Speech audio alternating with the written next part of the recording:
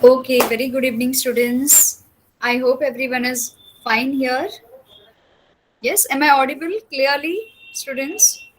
Write yes or no in chat box. Clear? Yes, great. Okay, yes, Dheeraj, fine. Students, आपण last time कुठला part complete केलेला? Anybody, please recall. Last time आपण कुठला part complete केला होता किंवा कुठला part आपण start केला होता? Yes, students, quickly.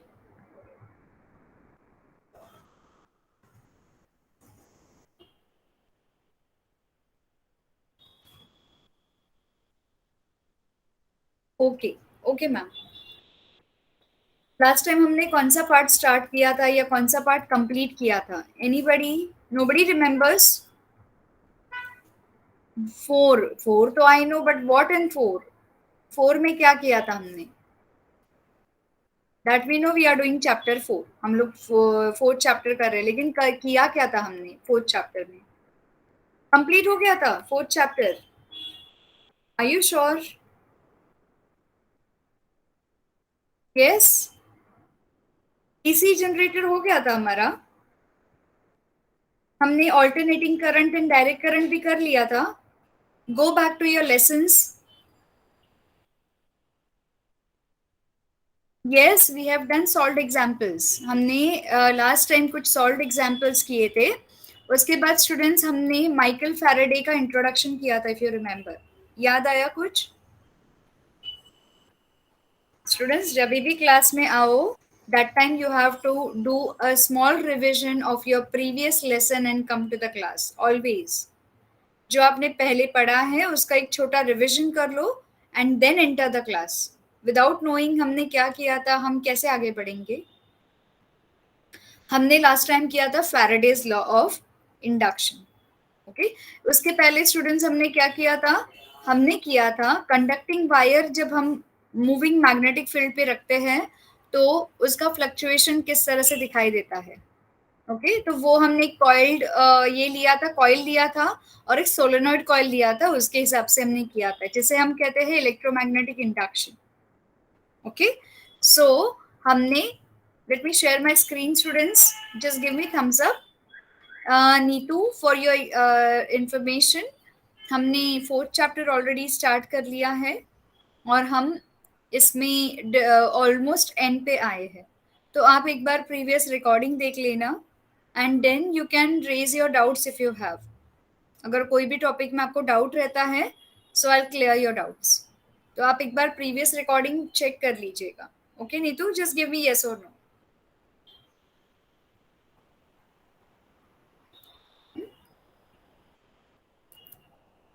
Very well. Chalo, let us move ahead. I hope everybody can see my screen clearly.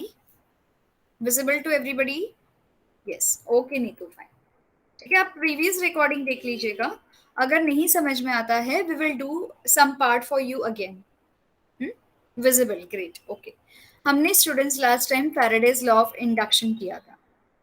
In Faraday's law of induction हमने क्या पढ़ा था? अगर करंट इज स्विच ऑन और ऑफ, अगर करंट को हम स्विच ऑन करते हैं या स्विच ऑफ करते हैं, यस वेलकम नीतू, तो जो सोलेनॉइड कॉइल है, okay, a current is induced in the coil.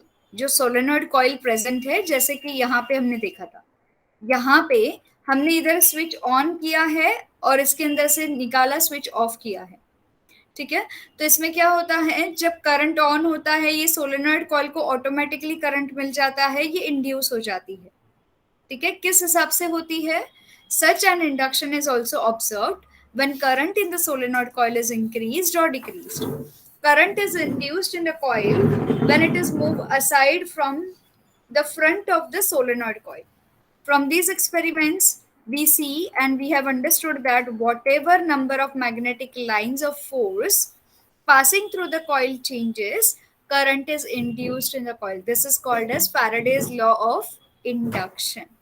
To be really precise, इसको शॉर्ट में बताने गए, तो जब भी आपकी ये सोलेनॉइड कॉइल होती है, इस सोलेनॉइड कॉइल में जब भी करंट इंड्यूस होता है, करंट कभी इंड्यूस होगा स्टूडेंट्स? जब भी आप उसको मैग्नेटिक फील्ड से इंट्रोड्यूस करवाओगे, तभी आपका सोलेनॉइड कॉइल में करंट इंड्यूस होगा. अग्रीइंग विथ मी, यस और नो?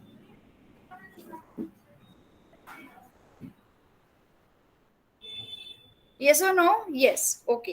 तो जब भी आप उसको मैग्नेटिक फील्ड का इंट्रोडक्शन कराओगे, ठीक है, तो आपका करंट जो है स्टूडेंट्स वो इंड्यूस हो जाएगा.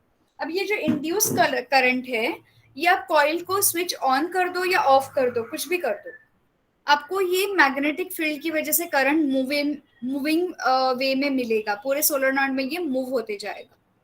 ठीक है. So current is induced in the coil when it is moved aside from the solenoid. From this experiments हमें ये पता चलता है कि जब भी number of magnetic lines of force are passing through the coil changes, current is induced in the coil, and this is called as Faraday's law of induction. And hence the current produced in the coil is called as induced current, क्योंकि वो current original नहीं है, किसी के influence की वजह से वो आया है सोलेनॉइड में, तो हम उसे कहते हैं induced current.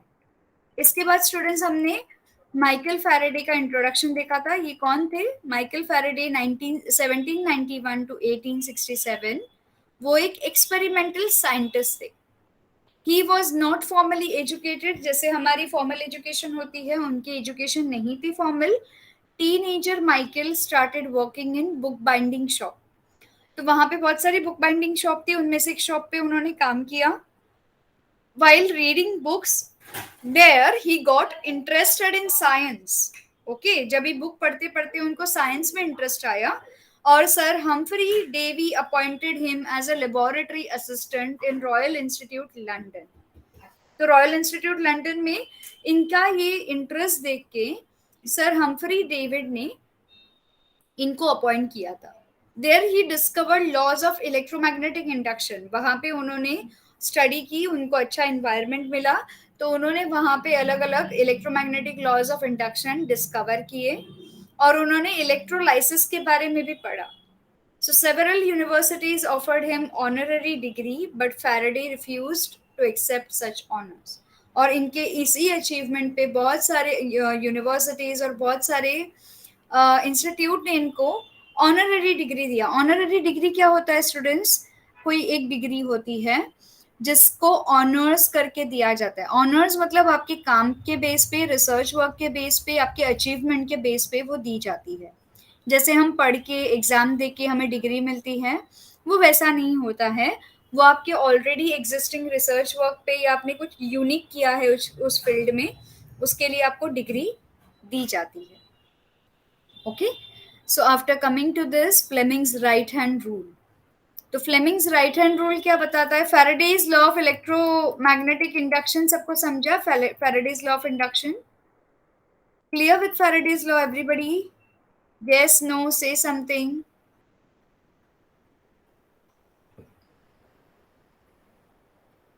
Okay, I'll take it as yes. ठीक है. Coming to Fleming's right hand rule. हमने इसके पहले देखा था Fleming's left hand rule. अब right hand rule में क्या डिफरेंट है? While when will the induced current in the electrical conductor be maximum? हमारा एक सवाल है, अगर हमने किसी इन्फ्लुएंस की वजह से करंट को जनरेट किया है वायर में या कंडक्टर में, तो वो मैक्सिमम लेंथ तक कब जाएगा? उसकी हाइट जो मैक्सिमम है वो कब तक जाएगी? It will be maximum when the direction of motion of the electric conductor is perpendicular to the magnetic field. कभी होगा मैक्सिमम? जब हमारे इलेक्ट्रिक कंडक्टर का जो डायरेक्शन है, okay, direction of the motion of electric current, okay, अगर ये हमारी मैग्नेटिक फील्ड को 90 डिग्री परपेंडिकुलर है, तो भी हमारा जो यहाँ पे कॉइल में करंट है वो मैक्सिमम जाएगा. In order to show the direction of the induced current, Fleming's right hand rule is very useful. Stretch the thumb, the index finger and the middle finger in such a way that they will be perpendicular to each other. Students, अगर आप बैठे हो तो try करो. Right hand लीजिए, पहले आप thumb को स्ट्रेट बनाइए, फिर आपके इंडेक्स फिंगर को स्ट्रेट बनाइए, फिर आप अपने मिडिल फिंगर को स्ट्रेट बनाइए. ओके, आपका मिडिल फिंगर जो है स्टूडेंट्स वो 90 डिग्री की एंगल में होना चाहिए towards your index finger. Okay, तो इसमें स्टूडेंट्स क्या रिप्रेजेंट होता है, ये इसमें क्या रिप्रेजेंट होगा, मोशन ऑफ अ कंडक्टर जो आपका थंब है वो रिप्रेजेंट करेगा. Okay, in this position the thumb indicates the direction of the motion of the conductor. ये आपका थंब है, ये रिप्रेजेंट करेगा direction of the motion of the conductor. The index finger direction of magnetic field की direction बताएगी. और जो आपका मिडिल फिंगर है स्टूडेंट्स, वो आपको डायरेक्शन ऑफ इंड्यूस करंट बताएगा. Hence, this is known as Fleming's right hand rule. Everybody clear with this Fleming's right hand rule? और Fleming's left hand rule क्या बताता है? चलो वो भी एक बार रिवाइज कर लेते हैं.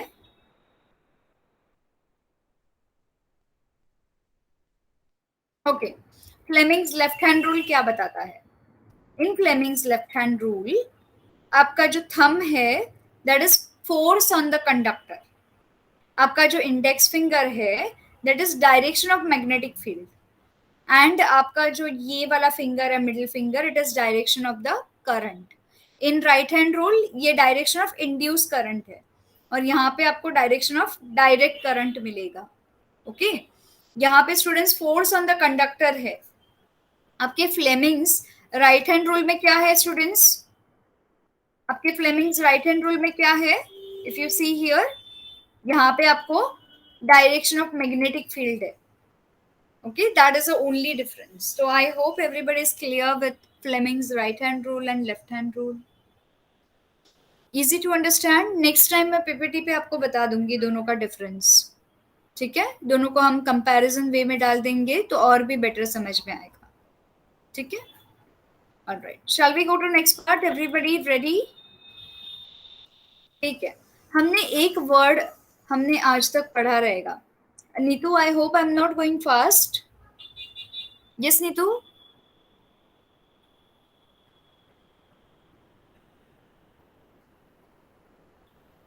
Neetu, I hope I'm not going fast. Is the speed okay with you? Okay. Okay, fine. All right. So students, आपने ये टर्म पढ़ा होगा AC and DC. AC का मतलब है ऑल्टरनेटिंग करंट, DC का मतलब है डायरेक्ट करंट. ऑल्टरनेटिंग करंट में क्या होता है स्टूडेंट्स, कम ज्यादा करंट होता है. ऑल्टरनेटिंग करंट हमेशा आपका कम ज्यादा होता है. नीतू, ओके, आप एक बार वीडियोस देख लो and then I'll explain you in short. Okay, for every topic I'll do that. Let me know which topic you're finding difficult and then I'll explain you in short. ठीक है? Yes, yes, yes. Definitely we will do that. Okay, Neetu. ठीक है? Coming to your alternating current. What is the meaning of alternating current? Alternating current कभी high होगा, कभी low होगा. If you can see here in the graph, red, high low होगा. Direct current is a current which is constant, एक ही speed से या एक ही voltage से वो थ्रू आउट चलता रहेगा. That is called as direct current. Now so far we have learned about a non oscillatory current flowing in one direction. Non oscillatory मतलब जो ऊपर नीचे नहीं होता है, वो सिर्फ एक ही डायरेक्शन में फ्लो होता है. In circuit from cell to cell. Such a current is called as direct current. For example, ये green वाला, ये straight path में जा रहा है एक ही direction में, तो इसे हम बोलेंगे direct current. Okay? As against current changing in magnitude and direction after equal intervals of time, this is called as alternating current. Alternating current क्या होता है, जो एक टाइम के बाद कम ज्यादा होता है, that is called as alternating current. Okay, equal interval of time मतलब अगर 5 सेकेंड के बाद ये कम हो गया तो यहाँ पे 5 सेकेंड के बाद बढ़ेगा, तो ये 5 सेकेंड का गैप इसमें मेंटेन रहेगा. So this is your alternating and direct current. Is this clear students with everybody what is alternating and direct current? Easy to understand? Okay, all right. अभी हम आते हैं इसकी ब्रीफ एक्सप्लेनेशन पे. Now the direct current can increase, can be stable or can reduce also. Definitely, भले वो एक ही direction में जाता हो, लेकिन it can increase, it can be stable or it can be reduced also, but it is not oscillatory. Oscillatory का मतलब है या फिर ये पूरा का पूरा करंट जो है एक ही साथ रिड्यूस होगा, या पूरा का पूरा करंट है एक ही साथ स्टेबल रहेगा, या ये पूरा का पूरा करंट है एक ही साथ वो बढ़ेगा. ओके, वो ये ऑसिलेटरी फॉर्म में नहीं होगा, बीच में कम बीच में ज्यादा ऐसा नहीं होगा. ओके, ये है characteristic of direct current. This is shown graphically in the figure, that is or this figure. Alternating current is oscillatory as shown in the graph. It increases to the maximum and then reduces to the zero. पहले वो maximum amount पे increase होता है, फिर वो zero पे आता है, फिर और रिड्यूस होता है, फिर जीरो पे आके फिर इंक्रीज होता है. ठीक है, then it reduces to zero and increases to maximum in another direction and again reduces to zero. So in the figure, magnitudes like -1, -2 have been used to show reverse direction. और reverse direction का मतलब है ये कभी plus में जाता है, कभी जीरो पे आके कभी माइनस में जाता है, दोबारा जीरो पे आके प्लस में जाता है, माइनस में जाता है. तो ये प्लस माइनस होते रहता है. ये एक डायरेक्शन में नहीं जाता है, ये ना पॉजिटिव डायरेक्शन में जाता है, ये रिवर्स होके नेगेटिव में भी आता है. Okay, so the oscillation of alternating current occurs in sinusoidal. Okay, it occurs in sinusoidal manner with time, and hence it is shown by the symbol equivalent. ये S वाली सिंबल से इसे represent किया जाता है, क्योंकि ये S में भी आप अगर देख रहे हो ऊपर नीचे है.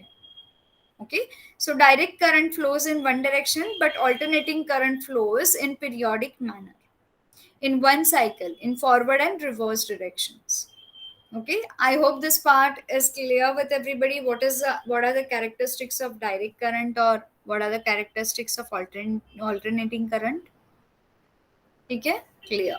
यहाँ पे अगर आप देख पा रहे हो, ये ग्राफ नहीं समझ में आया तो ये वाला यहाँ पे है current in amperes, you have time in seconds. यहाँ पे आपको एक इंक्रीज डीसी आ रहा है स्टेबल फॉर्म में, यहाँ पे स्टेबल हो रहा है डीसी, और यहाँ पे रिड्यूस हो रहा है. अगर रिड्यूस होगा तो थ्रू आउट होगा, बट अगर इसकी जगह पे स्टूडेंट्स ऑल्टरनेटिंग करंट होता तो आपको ऑल्टरनेटिंग करंट कुछ इस तरह से दिखाई देता.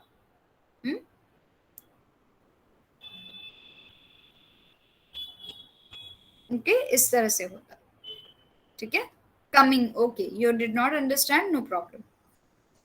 सबसे पहले डायरेक्ट करंट का मतलब समझा, इट इज स्टेबल. ओके, अगर ये पूरा का पूरा स्टेबल है तो ये सीधी लाइन आएगा. अगर ये इंक्रीज हो गया स्टूडेंट्स, तो ये इंक्रीज होके ये वापस से स्ट्रेट लाइन बनेगा, इंक्रीज होगा एक साथ. अगर ये डिक्रीज हो गया तो ये डिक्रीज भी एक साथ होगा यहां से.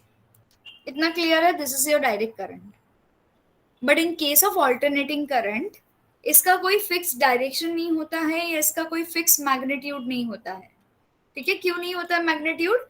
क्योंकि ऑल्टरनेटिंग करंट ये जीरो पे है, कभी ये पॉजिटिव में जाएगा, कभी ये नीचे आके नेगेटिव में जाएगा, दोबारा ये पॉजिटिव में जाएगा, नीचे आके नेगेटिव में जाएगा.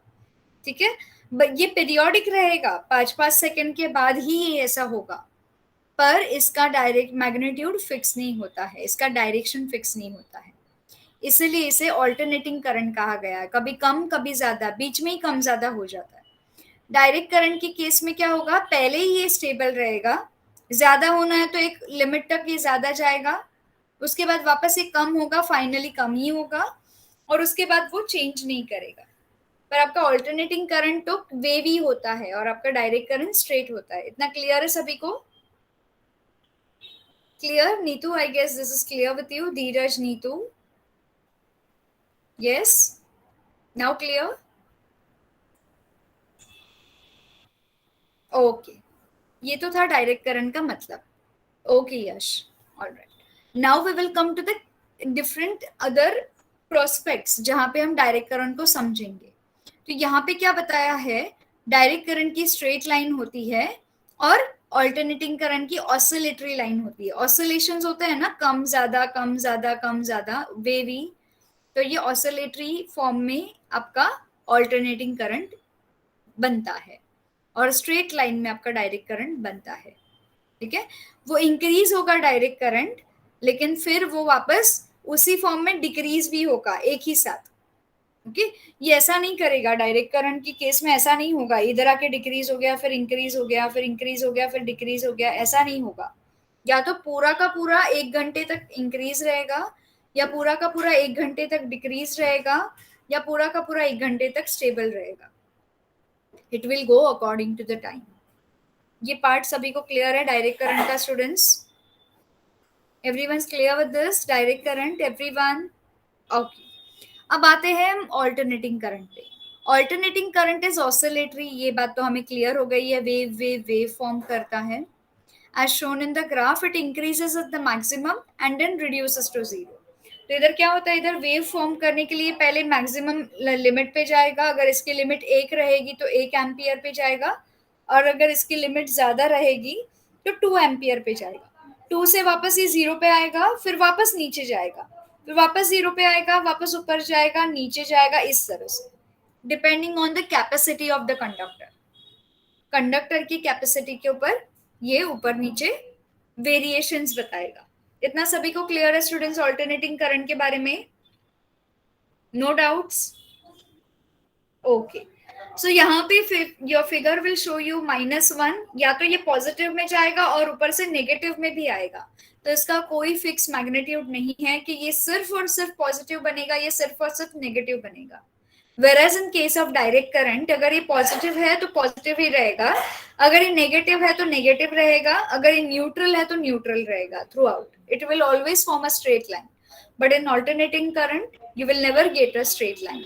इतना सभी को क्लियर हुआ? ओके, तो ऑल्टरनेटिंग करंट का सिंबल ऐसा डाल दिया गया है, okay, because of its variations. तो alternating current can be shown in this symbol.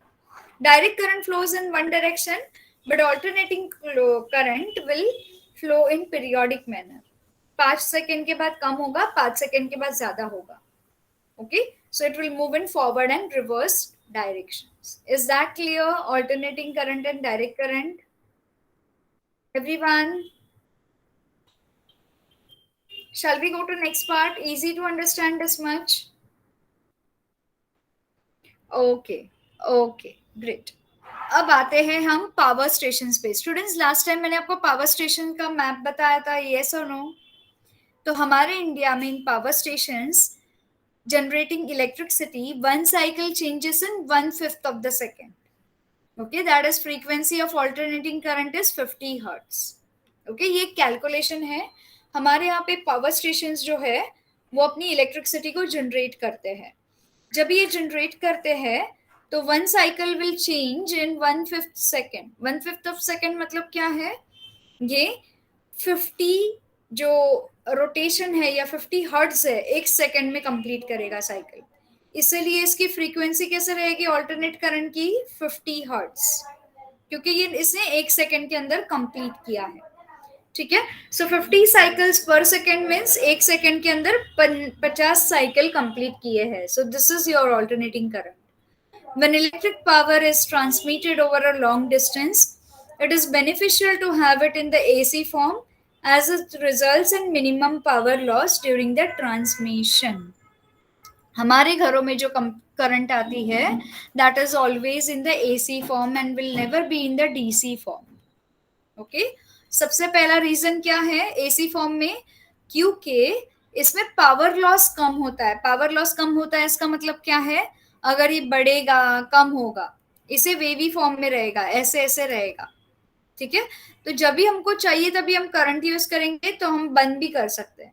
जब भी हम चाहिए दोबारा स्विच ऑन करके बंद भी कर सकते हैं, स्विच ऑन करके बंद भी कर सकते हैं। ओके, पर आपको डीसी करंट कहाँ देखने मिलेगा स्टूडेंट्स? डीसी करंट आपको फैक्ट्रीज में देखने मिलेगा, बड़ी बड़ी इंडस्ट्रीज में। If you remember, if you have seen in the movies और if you have seen in any of the documentaries, पूरे के पूरे लेबर्स जो होते हैं जब फैक्ट्री से जाते हैं घर पे, तो पता है एक बड़ा सा वो हैंडल बंद करके जाते हैं, पूरी फैक्ट्री की स्विचेस ऑफ हो जाते हैं। Have you seen that? Handle या बटन जो होता है या बड़ा सा स्विच होता है उसको बस बंद करते हैं एक साथ at the end of the day, after factory का पूरा काम होने के बाद। So that is because of direct current. Okay, तो फैक्ट्रीज में बहुत ज्यादा करंट की जरूरत होती है, तो वहां पे डायरेक्ट करंट यूज कर सकते हैं. ओके, वो हाई वोल्टेज वाला करंट वहां पे यूज कर सकते हैं. ऑल्टरनेटिंग करंट हम घर पे यूज कर सकते हैं, क्योंकि अगर हम घर पे डायरेक्ट करंट यूज करेंगे तो हमारे जो इक्विपमेंट्स है घर पे, उनकी कैपेसिटी कम है इलेक्ट्रिसिटी को कंज्यूम करने की. Take your oven, take your refrigerator, they don't have that much of capacity. Just like factory का मील के जो मशीन्स है उतने नहीं है कैपेसिटी. तो ये सारे ब्लास्ट हो जाएंगे. That is one reason. Second reason ये है कि आपका जो ऑल्टरनेटिंग करंट है स्टूडेंट्स घर में, आपके पावर लॉस को बचाता है. पावर लॉस होता है, आपकी इलेक्ट्रिसिटी जब भी जनरेट होती है बहुत सारा पावर लॉस होता है.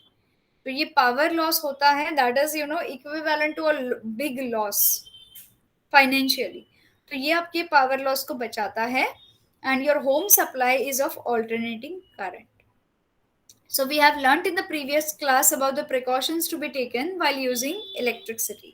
हमें घर पे स्विचेस बंद करने हैं, जब भी नहीं चाहिए तभी स्विचेस को नियमित तौर पे चेक करना है. ओके, बटन्स को चेक करना है, आपके अप्लायंसेस को टाइम टू टाइम सर्विस करना है. ये सारे हमने सेफ्टी प्रिकॉशंस प्रीवियस क्लास में पढ़े थे. ठीक है. So I hope so far it is clear with everybody why we are using AC current at home and not DC current. अब आप बोलोगे एसी करंट को फैक्ट्री में भी यूज कर सकते हैं, but then it will not matter. One moment students.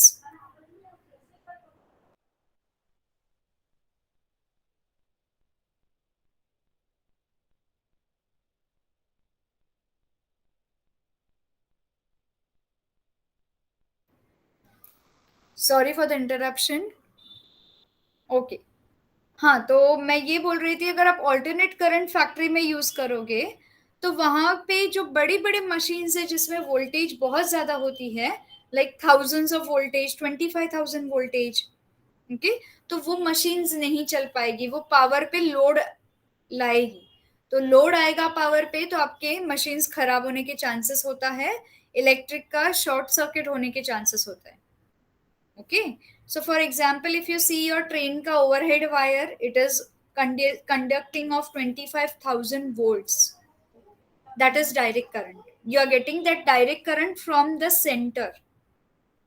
इसलिए कभी कभी जब ट्रैक चेंज करती है train, if you see like Thane, Karjat, ये जो बड़े बड़े जंक्शंस है, ओके, पनवेल, यहाँ पे जब ट्रैक चेंज करती है ट्रेन, तो पता है 1 सेकेंड के लिए बीच में लाइट चली जाती है ट्रेन की, और 1 सेकेंड के बाद तुरंत लाइट आती है.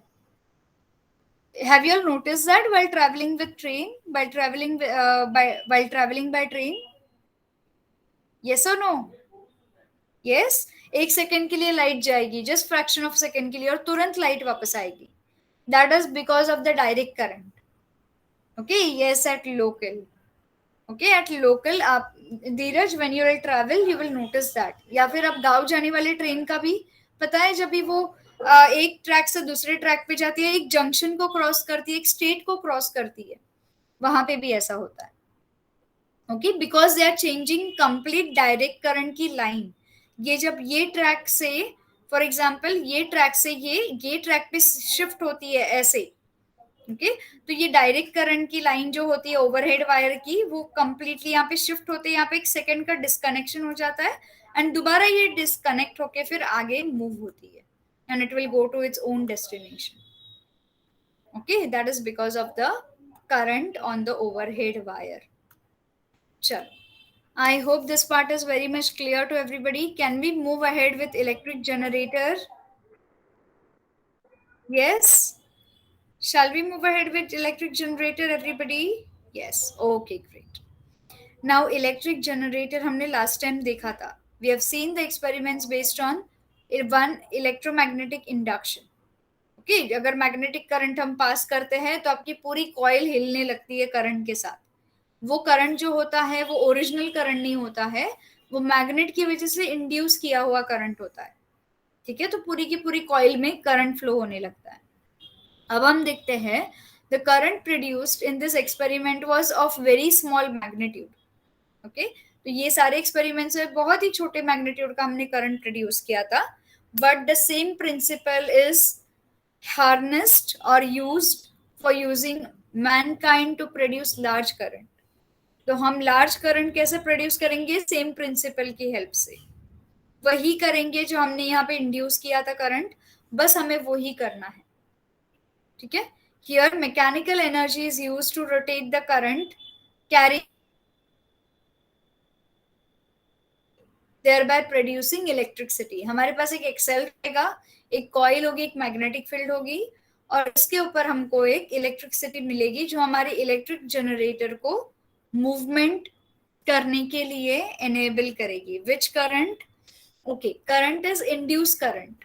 ओके, इंड्यूस करंट का मतलब है जो आपके इलेक्ट्रिकल स्विचेस में से नहीं आता है और जो मैग्नेट की इन्फ्लुएंस से आता है, मैग्नेट के इर्द गिर्द होने की वजह से करंट उसके अंदर फ्लो होता है या इलेक्ट्रॉन्स को एक्टिवेट कर देता है, उसे हम इंड्यूस करंट बोलते हैं या फिर इन्फ्लुएंस्ड करंट बोलते हैं। Okay, all right, coming here, I hope I clear your doubt Neetu.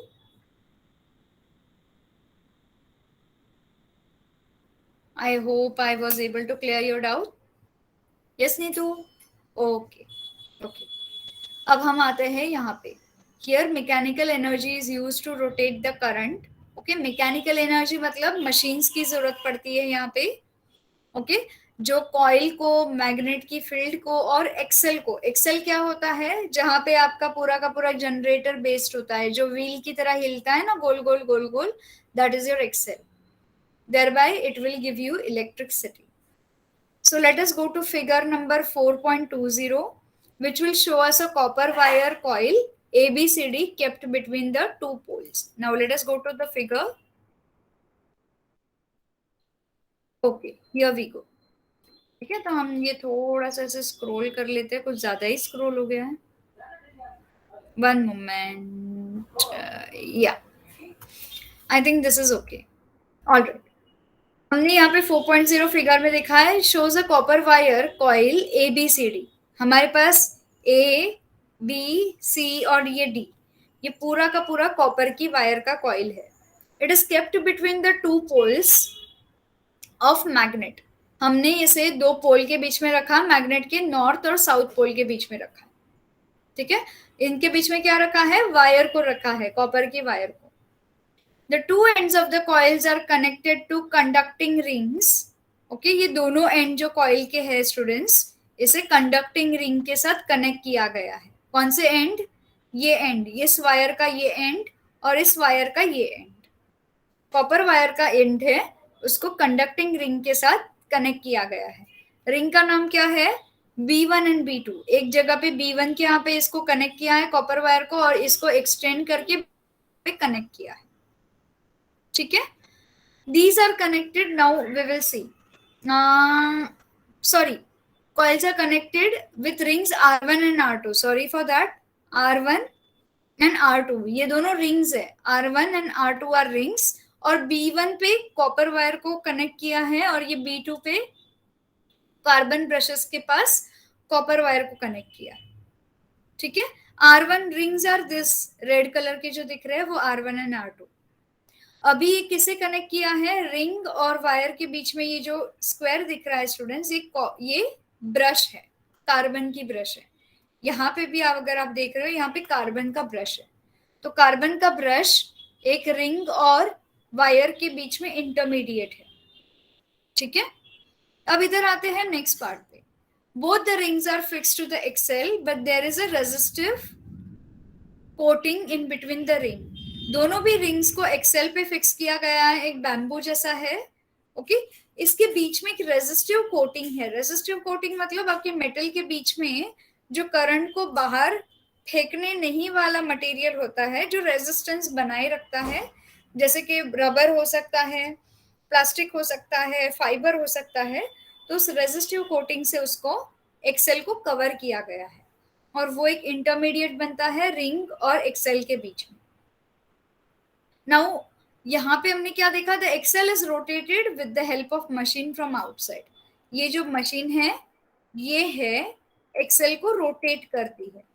ठीक है, जब ये मशीन अपना करंट को पास करने के लिए एनेबल करती है, रास्ता दे देती है, तो ये दोनों भी एक्सेल रोटेट होते हैं. ठीक है, गोल गोल गोल गोल घूमते हैं. चलो let us see now. Now here the stationary carbon brushes B1 and B2, आपके जो ब्रशेस है स्टेबल रहेंगे, सिर्फ आपका जो रिंग है वो रोटेट होगा. ठीक है. B1 and B2 are connected to galvanometer.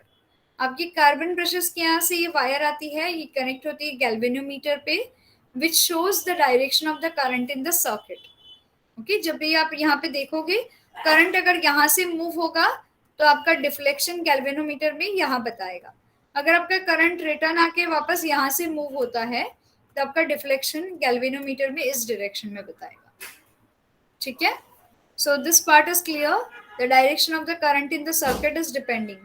Upon rotating the axle, the branch AB goes up and branch CD goes down. ठीक है. आपका CD जो है ये AB है, ये पूरा का पूरा, अभी ये बीच में से सपोज दो पार्ट हो गए, इसके होते तो नहीं है दो part, I am just telling you. अगर ये ऊपर आएगा ऐसे घूमने के लिए तो ये CD नीचे जाएगा, फिर ये घूमेगा, फिर ये नीचे जाएगा, फिर ये घूमेगा, फिर ये नीचे जाएगा. ठीक है. तो ये आपकी बन गई क्लॉकवाइज डायरेक्शन. ठीक है. कुछ टाइम के बाद ये स्टॉप होगा और फिर ये सीडी ऊपर आएगा. जब ये सीडी ऊपर आएगा स्टूडेंट्स, तो ये आप यहाँ पे डिफरेंस नोट कर पाओगे. क्या डिफरेंस नोट कर पाओगे? यहाँ पे रोटेशन जब सीडी ऊपर आएगा तो ए बी नीचे जाएगा, वापस सीडी ऊपर आएगा तो ए बी नीचे जाएगा. तो ये आपका एंटी क्लॉकवाइज डायरेक्शन आपका करंट का नजर आएगा. एक बार क्लॉकवाइज में जाएगा, एक बार एंटी क्लॉकवाइज में जाएगा.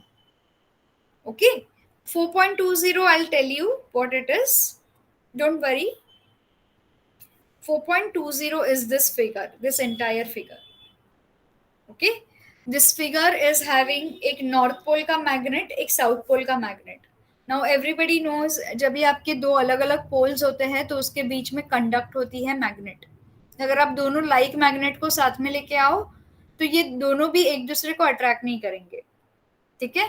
ये दोनों अनलाइक पोल्स है, तो इसके बीच में हमने कॉइल रखी है, तो ये मैग्नेटिक फील्ड को मूवमेंट करते करते रहेगी. इसके लिए हमने इन दोनों मैग्नेट को रखा है ताकि हमको बाहर से इलेक्ट्रिक करंट पास ना करना पड़े. इस मैग्नेट की वजह से इसके अंदर करंट मूव होता है, इंटरवल टू इंटरवल होता है. According to Fleming's right hand rule, electric current is produced in the branches A B and C D. हमें जो करंट प्रोड्यूस होगा वो कहाँ पे होगा? यहाँ पे इलेक्ट्रॉन एक्टिवेट हो जाएंगे ए बी, और यहाँ पे सी डी में इलेक्ट्रॉन्स एक्टिवेट हो जाएंगे. जब क्यों एक्टिवेट होंगे? क्योंकि मैग्नेट का असर हो रहा है इस कॉइल के ऊपर. ठीक है. जहां पे मैग्नेट प्रेजेंट होगा वहां पे असर होगा. इलेक्ट्रॉन्स एक्टिवेट होने के बाद वो अपनी जगह बनाएंगे. जगह बनाने के लिए वो मूव होना स्टार्ट होंगे, कॉइल में डायरेक्शन में मूव होंगे. ठीक है. तो ये सबसे पहले ए से बी तक जाएंगे ये वाले डायरेक्शन में, एंड देन सी से डी तक वापस नीचे उतरेंगे. तो ये इनका पाथ बन जाएगा, यहाँ से यहाँ, यहाँ से यहाँ, यहाँ से यहाँ, यहाँ से आए, ऐसे करके ये इनका इलेक्ट्रॉन्स का पाथ बनेगा. इतना क्लियर है स्टूडेंट्स सभी को? कैसे पाथ बनेगा? सबसे पहला वाला पाथ, हमेशा पहला वाला पाथ स्टूडेंट्स आपका क्लॉकवाइज डायरेक्शन में जाएगा हमेशा. ओके. तो इसलिए हमने ए से बी स्टार्ट किया और फिर सी से डी स्टार्ट किया. अब क्या होता है? The current will flow in direction A B C D as shown by the arrows. In the external circuit the current will flow from B2 to B1. तो अगर आप बाहर की सर्किट में देख रहे हो, ये B2 ब्रश से ये B1 ब्रश में करंट फ्लो होगा. किसके थ्रू फ्लो होगा? ये B2 वाला ब्रश जो है आपके एक्सेल के थ्रू इस B1 के पास करंट भेजेगा. ये रिंग जो है अपना करंट B1 के पास भेजेगी, और फिर ये करंट जो है ये वायर पे ट्रांसफर होगा, और ये वायर दोबारा से करंट को एक्सेल पे ट्रांसफर करेगी. ठीक है. सो इस तरह से आपका गैल्वेनोमीटर है, डिफ्लेक्शन बताएगा. अगर ये क्लॉकवाइज है तो इस तरफ डिफ्लेक्शन बताएगा. ठीक है. If instead of one loop coil a coil consisting of several turns is used. ठीक है. अभी तो हमारे पास यहाँ पे कॉइल जो है वो एक ही लूप की है. ये जो कॉइल है सिंगल लूप की है, मतलब सिंगल इससे बनी है, वायर से बनी है. अगर हमारी कॉइल ऐसे ऐसे ऐसे ऐसे गोल गोल गोल गोल होती, बहुत सारी वाली, instead of one loop coil a coil consisting of several turns is used, the current of magnitude several times will flow. इसी में से आपको ये और एक कॉइल लगा दी, और एक कॉइल लगा दिया, इसको गोल गोल गोल गोल करके इसके ऊपर लगा दिया, ऐसे गोल गोल गोल गोल गोल गोल, तो आपको बहुत सारे करंट मूव होते हुए नजर आएंगे। कहाँ नजर आएंगे? आपके गैल्वेनोमीटर में आएंगे। ओके, आपका गैल्वेनोमीटर जो है स्टूडेंट्स डिफ्लेक्शन बताना शुरू कर देगा यहाँ पे। ओके, बार बार ये आगे पीछे आगे पीछे आगे पीछे जाते रहेगा, because of the turns and because of the many rotations.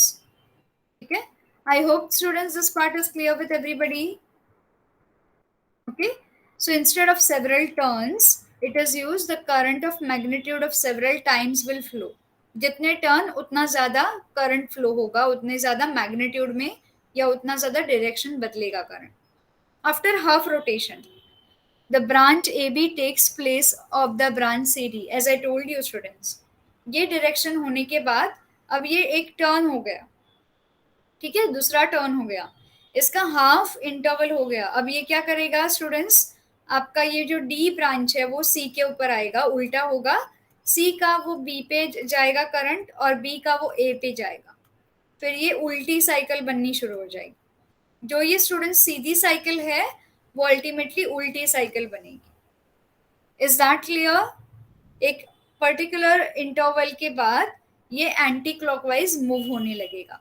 ये जो कॉइल ऊपर आ रही थी या ये वाला हिस्सा ऊपर आ रहा था और सीडी नीचे जा रहा था, अब सीडी ऊपर आएगा और ए बी नीचे जाएगा। ओके, और आपका एक्सेल का घूमना भी उल्टा हो जाएगा। ठीक है, अब हाफ रोटेशन के बाद the branch A B takes place of C D branch and C D takes the position of A B branch, and therefore the current induced here will go from flowing to as D to C, C to B, B to A. But the branch BA is always in contact with brush. ये brush change नहीं होगा, brush अपनी जगह पे ही रहेगा, ring अपनी जगह पे रहेंगे, सिर्फ रोटेशन बदलेगा। आपका AB will be in contact with B1 and DC will be in contact with B2. ठीक है, so always BA will be in contact with B1 and branch DC is always in contact with D2. Hence, in external circuit, current will flow from B1 to B2. तो बाहर के circuit में कहाँ से flow होगा? B1 से B2 में current flow होगा। पहले के टाइम पे कहाँ से फ्लो हुआ था? B2 से B1 में आया था। अब B1 जो है B2 में फ्लो करेगा और भी डायरेक्शन उल्टा बनते जाएगा। Are you getting students this part? कैसे डायरेक्शन उल्टा बनेगा anti clockwise? Okay, but a branch B is always, ये तो हो गया। Hence the external circuit current will flow from B1 to B2, opposite to the previous half rotation. This repeats after every half rotation and alternating current is produced. इसलिए इसे alternating current बोलते हैं। क्यों बोलते हैं? एक हाफ रोटेशन के बाद ये अपना डायरेक्शन बदल देता है, क्लॉकवाइज हो जाता है, वापस हाफ रोटेशन के बाद ये एंटी क्लॉकवाइज हो जाता है, फिर दोबारा क्लॉकवाइज होगा, फिर दोबारा एंटी क्लॉकवाइज होगा, इसलिए इसको बोलते हैं ऑल्टरनेटिव करंट। और this repeats after every half rotation and alternating current is produced and this is what called as a AC generator. ऐसे इलेक्ट्रिक जनरेटर को हम बोलते हैं AC generator. Is that clear? Everybody clear with this? Students, easy to understand. I'm making it really simple. Okay, and we'll do DC generator and then we will finish this chapter today. AC generator समझ में आया? कभी ऊपर कभी नीचे, कभी clockwise कभी anti clockwise. So this is your AC generator. अभी हम बात करते हैं DC generator. DC generator, what will be required to make DC generator? DC does not change the direction. क्यों नहीं चेंज करेगा डायरेक्शन? क्योंकि उसका फिक्स करंट होता है, उसमें ऑल्टरनेटिंग करंट की तरह करंट चेंज नहीं होता है। Okay, so DC does not change the direction in external circuit. To achieve this, a split ring is fixed on the axle. तो यहाँ पे हमने जो ब्रश फिक्स किया है, यहाँ पे स्प्लिट रिंग को फिक्स किया जाता है। Okay, it is fixed on this axle, ये पूरा का पूरा एक्सेल के ऊपर, and it is used in electric motor. तो आपको जो डीसी करंट मिलता है वो आपका मैग्नेट की वजह से नहीं मिलता है। एसी करंट में स्टूडेंट्स आपको मैग्नेटिक पोल दिखते हैं, डीसी करंट में आपका पूरा का पूरा मोटर जो है आपके सॉकेट को कनेक्ट होगा यहाँ पे, ठीक है, यहाँ पे आपके इलेक्ट्रिकल सॉकेट को कनेक्टेड रहेगा. Is that clear? Because of this arrangement, the branch of coil going upward is always in contact with one brush and branch going downward is always in contact with another brush. Hence, the current flows in one direction in external circuit. जैसे अगर ये direction में flow हो रहा है ऐसे, तो ये एक ही डायरेक्शन में फ्लो होगा. अगर ये क्लॉकवाइज फ्लो होगा तो ये क्लॉकवाइज ही फ्लो होगा, ये अपना डायरेक्शन उल्टा बदलेगा नहीं. And this is why this generator is called as DC generator. Okay, इसलिए हम इस जनरेटर को क्या बोलते हैं students? DC generator. So this is all with the chapter number 4. We have completed our chapter today. Shall we do a quick revision, everybody? And then we will stop here. Ready? Okay, we shall do a quick revision. ठीक है, तो अभी यहाँ पे students 4th chapter में हमने देखे effects of electric current, कहाँ कहाँ पे इफेक्ट होते हैं. एनर्जी ट्रांसफर इन सर्किट देखा था हमने. हीटिंग इफेक्ट्स, हीट पास होने के बाद इलेक्ट्रिक करंट के इफेक्ट्स क्या होते हैं, और मैग्नेट के साथ सस्पेंड करने पे या मैग्नेट को इन्फ्लुएंस करने पे इलेक्ट्रिक करंट पे क्या इफेक्ट पड़ते हैं. ठीक है, सो ये हमने देखा था. We have learned in earlier classes about static electricity. हमने static electricity से start किया था. Static electricity मतलब stable electricity, ठीक है, जो हम induce करके करते हैं. तो हमने ये सर्किट, हमने कुछ डायग्राम्स देखे थे यहाँ पे. हमने फिर एनर्जी ट्रांसफर इन सर्किट देखा था, इलेक्ट्रिक सर्किट में एनर्जी ट्रांसफर कैसे होती है. ठीक है, एक तो अगर हम इलेक्ट्रिक सर्किट को सीरीज में कनेक्ट करेंगे या पैरेलल में कनेक्ट करेंगे, दो तरह की इसकी अरेंजमेंट होती है. उसके बाद हमने ओम्स लॉ देखा. ठीक है, ओम्स लॉ के बाद हमने अगर कॉइल को हीट कर दिया तो इलेक्ट्रिक करंट क्या होगा या किस तरह से कॉइल हीट होगी, और हमारे ओवन में जो कॉइल होती है या हमारे रेफ्रिजरेटर के पीछे कॉइल होती है, या आप समझ लो आपके कुकर में कॉइल होती है, या आप समझ लो आपके मिक्सर ग्राइंडर में भी कॉइल्स होती है. तो ये जो कॉइल है बॉयलर में, कुकर में, इलेक्ट्रिक कुकर, बल्ब में, ये कैसे हीट होके हमको लाइट देती है. ठीक है, उसके बाद स्टूडेंट्स हमने एग्जांपल लिया था नाइक्रोम वायर, और हमने एग्जांपल लिया था ये नाइक्रोम वायर है. आपके हीटर में नाइक्रोम वायर होती है, आपके बल्ब में होती है टंगस्टन वायर, जो अराउंड 34,000 डिग्रीज पे हीट होती है. ठीक है, ये देखा था. उसके बाद स्टूडेंट्स यूजेस ऑफ कॉइल देखे थे हमने. इसके साथ हमने एक डायग्राम देखा था, सर्किट का डायग्राम. हमने पावर ग्रिड स्टेशन का डायग्राम देखा था. इसके बाद स्टूडेंट्स हमने फ्यूज के बारे में पढ़ा था. फ्यूज का नया नाम क्या है? MCBs, miniature circuit breakers. Okay, पहले के टाइम पे फ्यूज गया तो फ्यूज नया लाने तक का अंधेरा होता था. अभी फ्यूज अपने आप नीचे डाउन हो जाता है, आप इसको ऑन कर सकते हो. अगर आपके घर में शॉर्ट सर्किट हो गया तो आप इसी फ्यूज को ऑन कर सकते हो. So these are called as miniature circuit breakers. उनको लगा, इन्होंने डिटेक्ट किया कि आपके घर में ओवरफ्लो हो रहा है करंट का, तो ये अपने आप डिस्कनेक्ट कर देते हैं. ठीक है, इसके बाद स्टूडेंट्स हमने सॉल्व एग्जांपल्स देखे थे, चारों के चारों. ठीक है, उसके बाद स्टूडेंट्स हमने magnetic effect of electric current देखा था. अगर मैग्नेट को इलेक्ट्रिक करंट के करीब लाओगे तो आपका स्विच बंद होने पर भी इलेक्ट्रिक करंट मूवमेंट बताएगा. ठीक है, इसके बाद स्टूडेंट्स हमने एक नए साइंटिस्ट का एग्जाम्पल लिया था, हांस क्रिस्टियन ऑर्स्टेड करके, और इनका कंट्रीब्यूशन क्या था. इन्होंने इलेक्ट्रोमैग्नेटिज्म में अपना कंट्रीब्यूशन दिया था. ठीक है, जिसकी वजह से हमने मैग्नेटिक फील्ड पढ़ लिया. यहाँ पे कॉइल होती है, उसके अराउंड अगर हमने मैग्नेट डाल दिया तो किस तरह से सर्कुलर फील्ड फॉर्म करती है. उसके बाद स्टूडेंट्स हमने सबसे पहले राइट हैंड थंब रूल देखा था. राइट हैंड फ्लेमिंग्स रूल और राइट हैंड थंब रूल में बहुत डिफरेंस है. Fleming's right hand rule is completely different from this right hand thumb rule. Right hand thumb rule क्या बोलता है? थंब और फोर, ये फिंगर्स के बीच में, ये राइट हैंड है. थंब पॉइंट करेगा इलेक्ट्रिक करंट और फिंगर्स पॉइंट करेंगे मैग्नेटिक फील्ड की ओर. This is your right hand thumb rule. इसके बाद magnetic field produce by electric current देखा था हमने, जो किस तरह से हमने नॉर्थ और साउथ पोल का बार मैग्नेट बीच में अटैच करने के बाद दो अलग अलग कॉन्सेंट्रिक सर्कल में आपको मैग्नेटिक फील्ड दिखाई देती है. इसके बाद स्टूडेंट्स हमने देखा था अगर हम सोलेनॉइड लेते हैं, सोलेनॉइड क्या होती है? For your understanding, solenoid is a coil. Now this is your straight coil. Solenoid will be ऐसा jalebi jalebi jalebi jalebi. This is called as solenoid.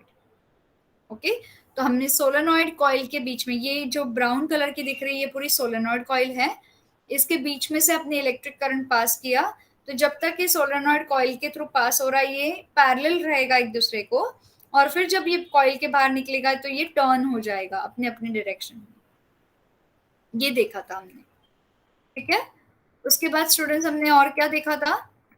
Force acting on current carrying in conductor, किस तरह से फोर्स करंट पे act करता है। और हमने उसके लिए ये एक्सपेरिमेंटल सेटअप देखा था, हमने हॉर्शो मैग्नेट लिया था, उसके थ्रू हमने पूरी कंडक्टिंग कॉइल अटैच की थी, ठीक है। उसके बाद हमने यहाँ पे बैटरीज अटैच की थी स्विच के साथ, और हमने यहाँ पे करंट को फ्लो होते हुए देखा था। इसके साथ साथ हमने फ्लेमिंग्स लेफ्ट हैंड रूल पढ़ा था। फ्लेमिंग्स लेफ्ट हैंड रूल क्या बताता है? आपका थंब है, that is force on the conductor, आपका इंडेक्स फिंगर है, that is direction of magnetic field, और आपका मिडिल फिंगर है, that is direction of the current.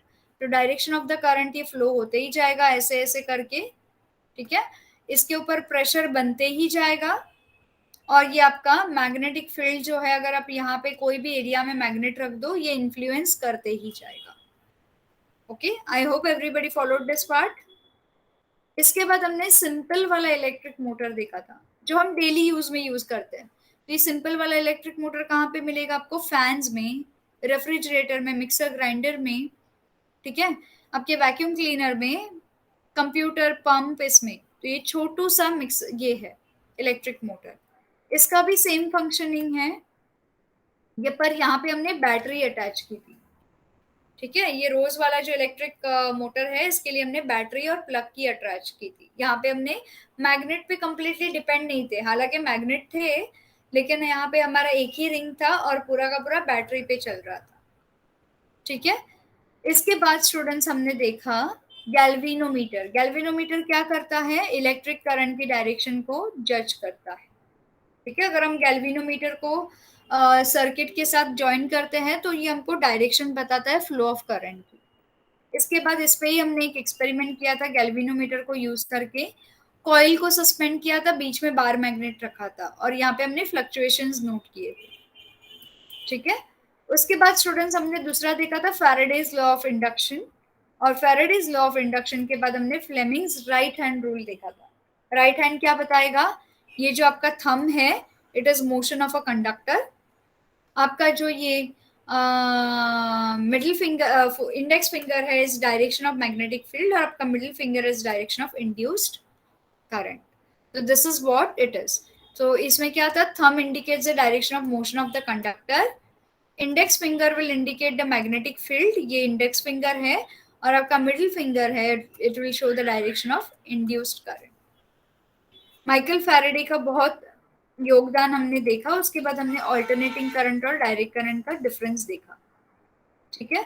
और उसके बाद स्टूडेंट्स हमने देखा इलेक्ट्रिक जनरेटर। जो ऊपर देखा वो मोटर है और ये है जनरेटर। दोनों में डिफरेंस क्या है? मोटर में बैटरी यूज होती है, यहाँ पे आपका कंप्लीटली गैल्वेनोमीटर और आपके मैग्नेटिक फील्ड पे डिपेंड होता है, ठीक है। और उसके बाद हमने डीसी जनरेटर का पैराग्राफ पढ़ा। So I hope till here everybody is clear. Students, if you still have doubt, visit to our previous lectures, previous classes देख लो, and then come up in the next class with your doubts. Is that clear? I will solve your doubts, no problem, but then एक बार देख लो आप. We shall wind up here, students. Bye everybody. See you soon. Bye bye.